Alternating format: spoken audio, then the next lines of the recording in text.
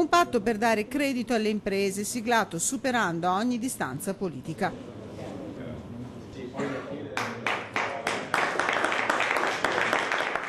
Primo atto formale a Venezia alla presenza del governatore del Friuli Venezia Giulia, Deborah Serracchiani, e di quello veneto Luca Zaia per la nascita di Friuli Veneto Sviluppo SGR, finanziaria sovraregionale che nasce dall'acquisizione da parte di Veneto Sviluppo del 51% di Friulia.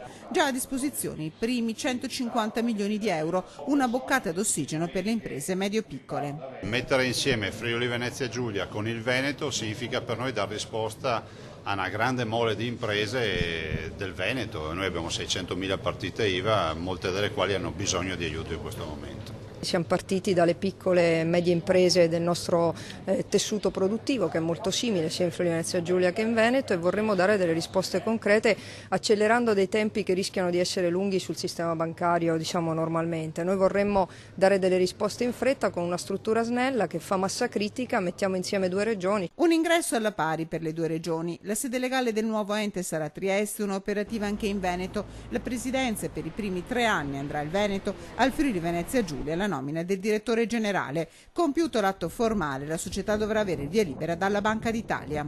Ci rivolgiamo sostanzialmente alle aziende che hanno un fatturato che va dai 10 ai 100 milioni di euro. Sono aziende che hanno necessità di avere capitali freschi, che entrino nella loro compagine sociale molto spesso in progetti di accompagnamento per finanziare progetti di sviluppo, di ricerca e nuovi business aziendali. Velocità nell'erogare il credito come risposta alla fuga di imprese venete e friulane in Carinzia, costata la perdita solo al Veneto di 13.000 posti di lavoro, solo un primo passo di lavoro comune. Io confido che sarà davvero il momento questo importante, perché si avvia una collaborazione seria tra il Veneto e il Friuli Venezia Giulia.